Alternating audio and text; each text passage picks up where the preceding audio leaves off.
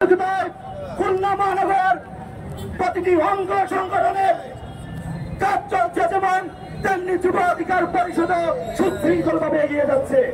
আমি প্রত্যাশা করি আগামী 1 বছরের মধ্যে বাংলাদেশ যুব অধিকার পরিষদ হবে বাংলাদেশের একটি রোল মডেল সংগঠন। যেহেতু আপনারা ক্লান্ত, আমরা দীর্ঘ পথ পাড়ি দিয়ে রেলি দিয়ে এখানে এসেছি।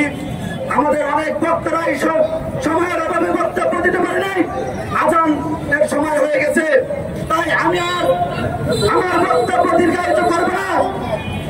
তাই আপনাদের কাছে একটা বার্তায় দিয়ে যেতে চাই, আমরা তরুণরা আর কোন ফ্যাসিস্টকে বাংলার বুকে প্রশ্রয় দিব না, দিব না, দিব না। আগামীর বাংলাদেশ যুব অধিকার পরিষদের বাংলাদেশ, আগামীর বাংলাদেশ গণ অধিকার পরিষদের বাংলাদেশ, আগামীর বাংলাদেশ হবে নূর রাশেদের নেতৃত্বে তরুণদের একটি আদর্শময় বাংলাদেশ। সুতরাং আপনারা যারা উপস্থিত আছেন তাদের উদ্দেশ্যে বলতে চাই, আপনারা নিজ নিজ জায়গা থেকে সচেতন হন।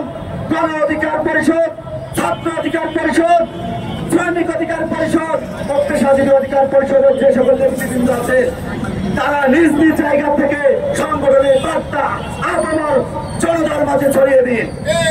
ইনশাআল্লাহ আমরা খুলনাকে একটি রোল মডেল হিসেবে গড়ে তুলতে পারবো।